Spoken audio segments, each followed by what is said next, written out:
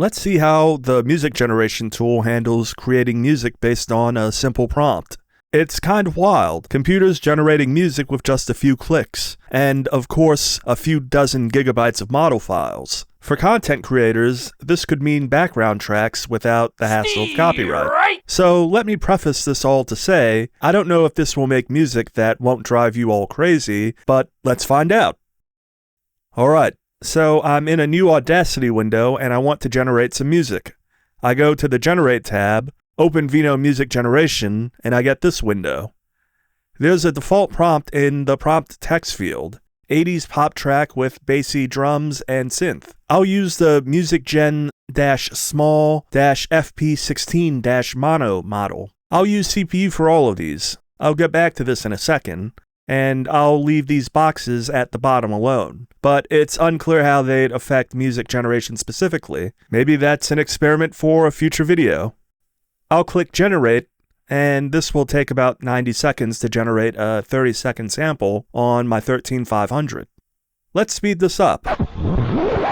I've also got some things to talk about as we wait. If you try this tool after building this all from source, it usually will start going up to some wild amount of time and then come back down to a normal amount of time. And yes, I'm doing this on my 13500 right now. I'd like to make a video where I compare the speeds of my 13500 versus my A770.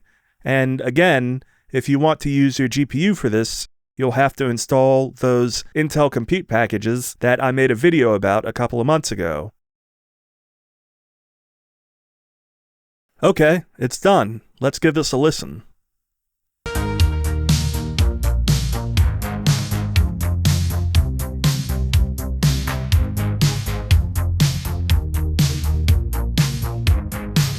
It definitely sounds 80s and synthy, but the problem is that you're kind of waiting for a change-up, but it doesn't come.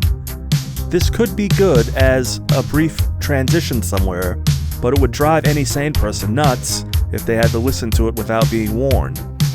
Here's another one using the default 80s prompt.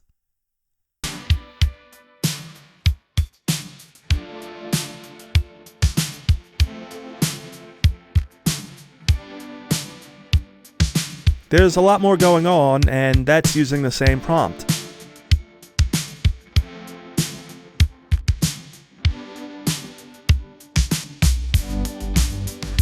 This really sort of has a Phil Collins or Genesis vibe to it. I'd say it's much better than the previous track. Okay, story time. While working on the How Does Borderlands Work on Arc video last year, I spent an ungodly amount of time trying to find music that sort of matched the music that was played in the first area of Borderlands the pre-sequel. It definitely caught the atmosphere of the setting perfectly, a bunch of Hyperion loaders in a factory. I wasn't sure if the music playing in the background was copyrighted or not, so I didn't want to play the music and risk getting a copyright strike. I was subscribed to a stock music service and I couldn't find the sort of upbeat industrial techie music to play over the gameplay. I think you know where this is going. I want to see if this tool could make that sort of music given the right prompt. So here's the prompt, and here's the music.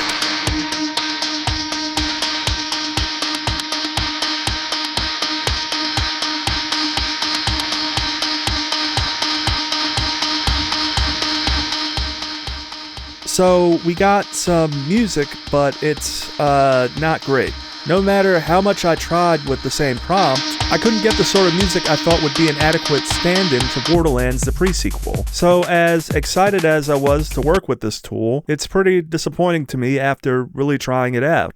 Maybe I'm not great at the sort of prompting this tool needs, or maybe the models just aren't there yet. It's likely a combination of both. Regardless, hopefully this tool improves as time goes on.